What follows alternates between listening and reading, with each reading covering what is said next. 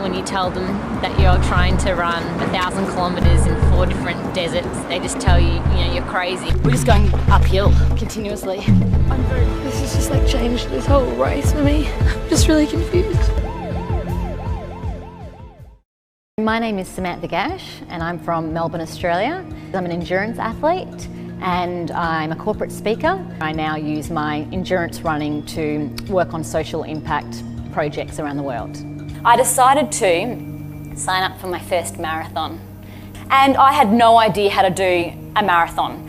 And so each week as I started to build up my mileage on the weekends, I started to feel really different. It's like a different feeling than any other goal that I'd ever done. I started to feel physically and mentally stronger, a bit like I would get up on a Sunday, I'd do a 20k run and I'm like, I can do anything. Aussie ultramarathon runner Samantha Gash clearly loves a challenge and likes running. In recent years, she's run through deserts, the Himalayas, and even Antarctica. Her latest project was just as ambitious, running the equivalent of 55 marathons in a month. It took her from one side of South Africa to the other. In training, you've never done more than 32k.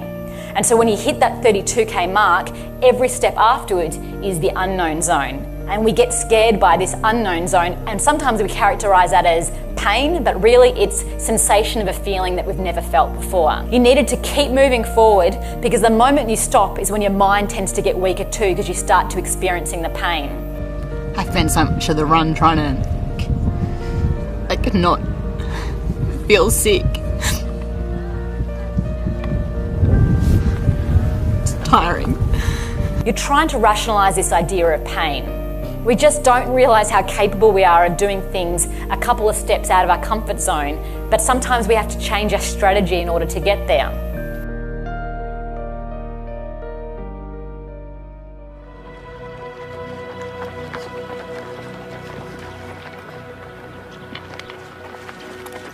Well, we're heading for 75 k's and the sun's come out and it's just fucking ridiculous. Excuse my French.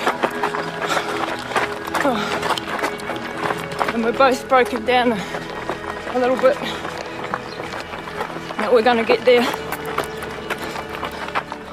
You need to take turns in partnerships and in every aspect of your life where you both have turns being the stronger, the leader, and then you each take turns also being that vulnerable person.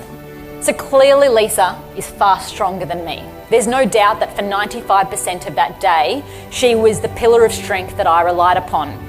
But I will never forget there was one moment when Lisa threw herself on the ground and screamed and said, I think we're going to die, we'll never get out of here. And I had just been vomiting on my own shirt, but her saying to me that she was freaking out all of a sudden kind of snapped me out of my vulnerable state of being the follower. And I was like, no, we can do this, we can do it.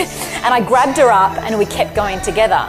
But that was an incredibly empowering moment for me in our relationship because all of a sudden I was able to take the lead. And so here's my thing for all those strong leaders out there who think that they always have to show being the strong leadership type, is sometimes it's far more powerful allowing the other people in your team to see that you're vulnerable and letting them take the lead to enable you to actually get further in your goal. I don't want you to walk away thinking I need to go and run an ultramarathon. That is the least important part of what I want to talk to you about. What I want to say is that I'm able to use my running as a story. It's an advertising campaign to connect to things that I care about.